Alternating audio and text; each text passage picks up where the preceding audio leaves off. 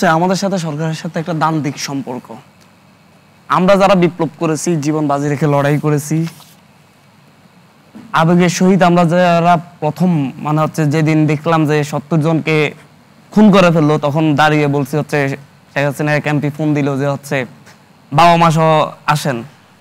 বলছিলাম যে হচ্ছে ওনার হাতে আমার ভাইদের রক্ত লেগে আছে, ওনাকে বঙ্গভবন গণভবন ছাড়তে বলেন, আর রক্তাক্ত হাত পরিষ্কার করলে তারপর আমরা ভেবে দেখবো যে এই যে আমরা যে আবেগ নিয়ে করছি, করার পরে আমরা ঘোষণার পরে সরকার পড়ে গেল, ফ্যাসিস্ট হাসিনা পালালো, তারপরে আমরা একটা গভর্নমেন্টকে আমাদের সুপারিশে সকল রাজনৈতিক দলের মতামতের ভিত্তিতে বসিয়েছি।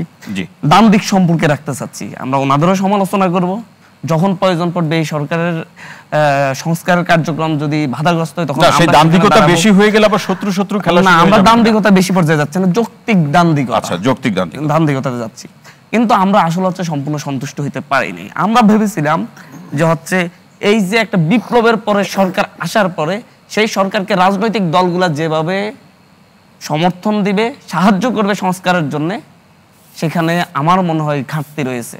ঘাটতিগুলো কি? ঘাটতিগুলোর মধ্যে দেখা যাচ্ছে হচ্ছে সেই রাজনৈতিক দলগুলো আসলে হচ্ছে দেখা যাচ্ছে হচ্ছে অনেক দিন যাবত আন্দোলন সংগ্রাম করেছে, তারা বিপ্লব ঘটাতে পারে নাই। ঢাকা শহরে আমি তখন বারবার বলতাম, 28 অক্টোবর যখন আমি পল্টনে গিয়েছি, আমি তখন বলেছিলাম যে হচ্ছে বিএনপির সারা দেশ থেকে নেতাকর্মী এনে আমিও এসেছি এখানে, কিন্তু ঢাকা শহরের যেই বিল্ডিং রয়েছে, যে বিল্ডিং রয়েছে 20 লাখ, সেই 20 লাখ বিল্ডিং থেকে একজন করে লোক যদি ঢাকার রাস্তায় নামাতে পারতো, আজকে বিএনপিকে এখান থেকে সরানো যেত না।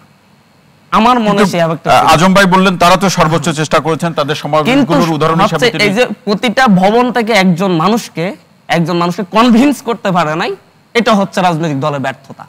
আমি এখানে দাঁড়িয়ে আমি বলবো, আমি 2000 সালের জন্ম নেওয়া একটা স্বাধীন বাংলাদেশের জন্ম নেওয়া একটা ছাত্র, এদেশে অনেকগুলো রাজনৈতিক দল আছে, আমি 2018 সালে এসে ভোট দিতে পারিনি। এটা দায়ী কি শুধুমাত্র আওয়ামী লীগের? বিরোধী দল কেন আমাকে মানে হচ্ছে তারা সকল এই যে এই গণঅভ্যুত্থান বা বিপ্লবে বিএনপির কি কোনো ভূমিকা নাই? অবশ্যই বিএনপির ভূমিকা আছে, রাজনৈতিক দলগুলোর সাপোর্ট আছে, কিন্তু কনভিন্স করা জনগণকে ঢাকা শহরের প্রতিটা বাড়ি থেকে পারলো না কেন? এটা একটু বলুন যে বিএনপিকে এই বিএনপি আপনি বললেন যে জনগণকে কনভিন্স করতে পারলো না, কথা বলবো না, অন্যান্য রাজনৈতিক দলগুলো কনভিন্স করতে পারলো না, কথা বলবো জনগণের আস্থার সংকট তৈরি হয়েছে রাজনৈতিক দলগুলোর উপর, এটা বোঝা উচিত। আমি কয়েকটা কথা বলবো হচ্ছে এখানের মধ্যে হচ্ছে একটা রাষ্ট্রের সংস্কারের জন্য বারবার কথা বলা হচ্ছে, জি, কিন্তু রাষ্ট্রের সংস্কারটা হবে গভর্নমেন্ট করবে বা হচ্ছে যেই গভর্নমেন্টই করুক, কিন্তু রাজনৈতিক দলগুলোর যদি অভ্যন্তরীণ সংস্কারটা না হয়, রাষ্ট্রের যে সংস্কারটা সেটা টেকসই হবে কিনা।